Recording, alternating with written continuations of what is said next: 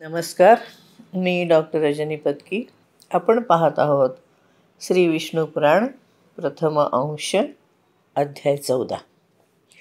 काल आपण पाहिलं की पराशर ऋषी मैत्रेयाला सांगतात की वडिलांनी आज्ञा दिल्यानंतर प्रचेता नावाच्या 10 मुलांनी समुद्रामध्ये बुडून म्हणजे पूर्णपणे आतमध्ये बसून सावधानतापूर्वक तपश्चर्या करायला आरंभ केला. सर्व लोकांचे जगतपती जे आहेत ते श्री नारायण त्याच्यामध्येच मन ठेवून त्यांनी 10,000 वर्षापर्यंत पाण्यातच राहून देवाधिदेव श्रीहरीची एकाग्र चित्ताने स्तुती केली. ही स्तुती ऐकून भगवंत भक्ताच्या सर्व कामना पुऱ्या करतात.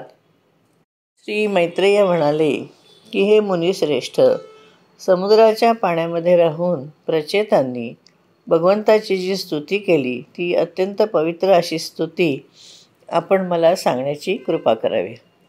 श्री पराशर म्हणाले, हे मैत्रेया, पूर्वी समुद्रामध्ये स्थित राहून प्रचेतांनी तन्मय भावाने भगवान गोविंदाची जी स्तुती केली ती ऐक, मी ती तुला सांगतो.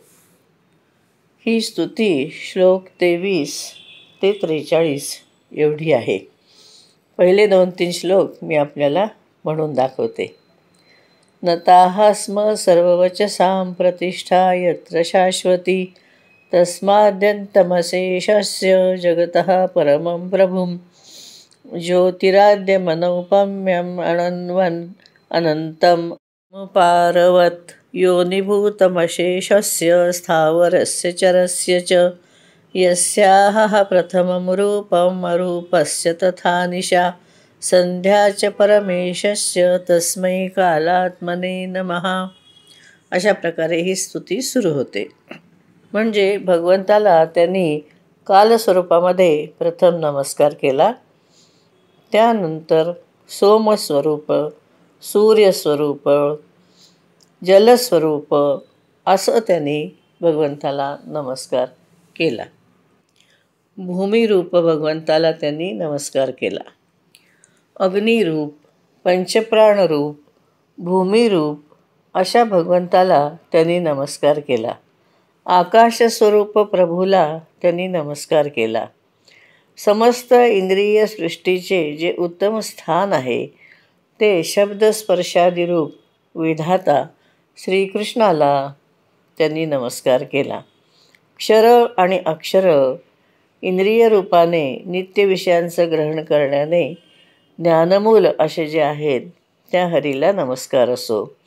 इंद्रियांच्या द्वारा ग्रहण केलेल्या विषयांना जो आत्म्याच्या सन्मुख उपस्थित करतात, ज्याने अनंत काळ ज्यामध्ये सकल विश्व स्थित आहे, ज्याच्यापासून उत्पन्न झाले आहे आणि जो लयाचेही स्थान आहे अशा प्रकृती स्वरूप परमात्म्याला त्यांनी नमस्कार केला. शुद्ध निर्गुण होऊन भ्रमाने गुणयुक्त असं जे दिसतं त्या आत्मस्वरूप पुरुषोत्तम देवाला आम्ही नमस्कार करतो असे ते म्हणाले. ते अविकारी, अजन्मा, शुद्ध, निर्गुण, निर्मल आणि श्री विष्णूचं जे परमपद आहे अशा ब्रह्मस्वरूपाला त्यांनी नमस्कार केला. जो मोठा नाही, उंच नाही, पातळ नाही, जाडा नाही, छोटा नाही, काळा नाही, लाल नाही, जो स्नेह, कांती आणि शरीररहित आहे अशा अनासक्त अशरीरी जीवापासून जो भिन्न आहे अशा परमात्म्याला त्यांनी नमस्कार केला. जो स्पर्श, गंध, रसरहित, डोळे कानरहित, जिव्हा हात रहित, नाम गोत्र सुख तेज नसलेले, तेजरहित, कारणहीन, भय, भ्रांती, निद्रा, जरा, स्मरण या अवस्थांचा ज्याच्यामध्ये अभाव आहे, जो रजोगुण रहित आहे, अशब्द, अमृत, अप्लुत म्हणजे गतिशून्य आणि असंवृत्त म्हणजे अनाच्छादित आहे, ज्यामध्ये पूर्वापार व्यवहाराची गती नाही अशा भगवान विष्णूचे जे परमपद आहे त्याला त्यांनी नमस्कार केला. ज्याचं शासन परमगुण आहे, जो सर्व स्वरूप आहे, जो अनाधार आहे, म्हणजे ज्याला कोणाचा आधार लागत नाही आणि जिव्हा दृष्टीचा जो विषय नाही, अशा परमपद असलेल्या भगवान विष्णूला त्यांनी नमस्कार केला. अशा प्रकारे त्यांची ही तपस्या श्री पराशर ऋषी सांगतात. पराशर ऋषी म्हणतात की अशा प्रकारे श्री भगवान विष्णूंच्या मध्ये चित्त ठेवून समाधिस्थ होऊन प्रचेतांनी महासागरामध्ये राहून भगवंताची 10,000 वर्ष स्तुती करत तपश्चर्या केली.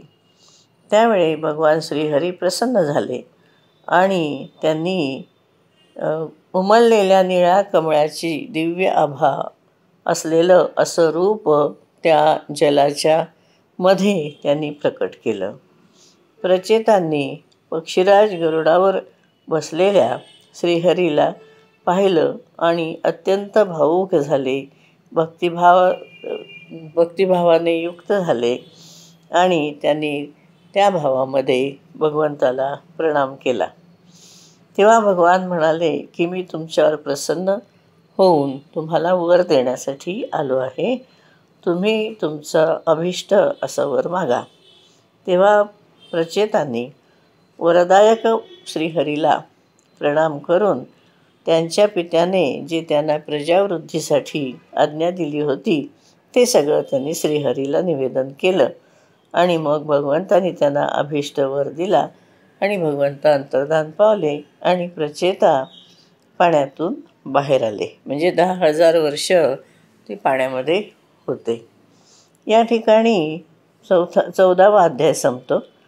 आता 15वा अध्याय पाहू. 15व्या अध्यायामध्ये प्रचेतांचा मारिशा नावाच्या कन्येशी झालेला विवाह, दक्ष प्रजापतीची उत्पत्ती आणि दक्षाच्या 60 कन्यांच्या वंशाचं वर्णन आहे. श्री पराशर ऋषी सांगतात, प्रचेतांनी एवढं वर्ष तपश्चर्या केली त्यामुळे कृषी वगैरेंनी पृथ्वीची रक्षण नीट झालं नाही, पृथ्वीचं रक्षण नीट झालं नाही आणि त्यामुळे पृथ्वीवर मोठे मोठे वृक्ष निर्माण झाले आणि त्यांच्या खाली सबंध जमीन झाकली गेली आणि प्रजासुद्धा पुष्कळशी नाहीशी झाली. आकाशापर्यंत वृक्ष उंच गेले होते. त्यामुळे 10,000 वर्षापर्यंत वाराही सुटला नाही आणि त्यामुळे प्रजा खूप हैराण झाली. तिला खूप त्रास व्हायला लागला. पाण्यातून निघाल्यावर प्रचेतांनी त्या वृक्षांना पाहिलं आणि अत्यंत क्रोधित झाले आणि त्यांनी रागाने आपल्या मुखातून वारा आणि अग्नी यांना बाहेर सोडलं. वाऱ्याने वृक्षांना उचलून फेकून दिलं, सुकवलं आणि प्रचंड अग्नीने त्यांना जाळून टाकलं. अशा प्रकारे त्यावेळेला त्या ठिकाणी वृक्षांचा नाश व्हायला सुरुवात झाली. तेव्हा तो भयंकर वृक्षप्रलय पाहून आणि थोडेच आता झाडं शिल्लक राहिली आहेत असं पाहून राजा सोमाने प्रजापती प्रचेतांच्या जवळ जाऊन त्यांना म्हटले, धन्यवाद.